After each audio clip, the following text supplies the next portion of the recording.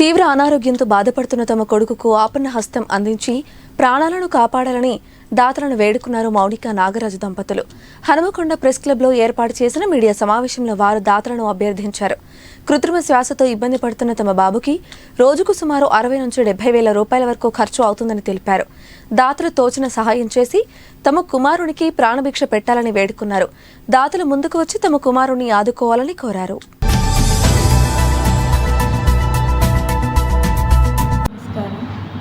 మాది చల్వై గ్రామం, గోవింద్రపేట మండలం, ములుగు జిల్లా.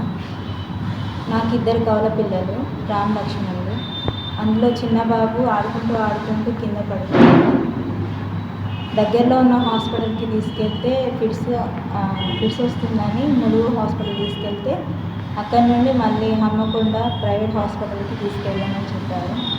దాంతో ఇక్కడికి వచ్చేసరికి స్కాన్ తీసి ఆపరేషన్ చేయాలి, బ్లడ్ క్లాట్ అయింది మెదడులో అని.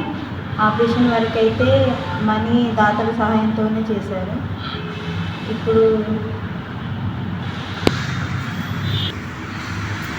రోజు 50-60 వేల వరకు మాకు ఖర్చు వస్తుంది. మా ఆర్థిక స్తోమత అంతంత మాత్రంగానే ఉంది.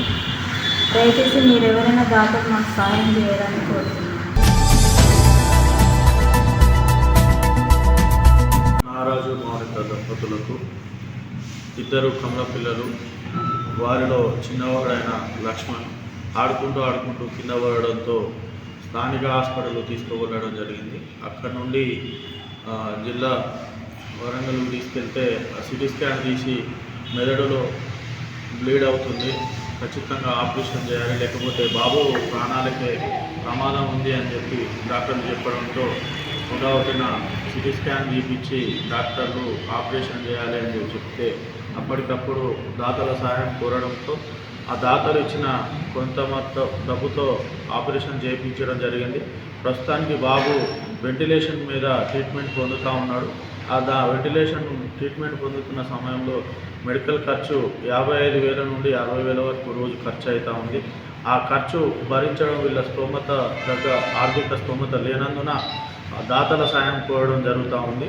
దయచేసి అన్యదా భావించకుండా దాతలు ఈ బాబుని ప్రాణాలు కాపాడగలరని చెప్పి మీ అందరినీ మనస్ఫూర్తిగా కోరుకుంటా ఉన్నాం.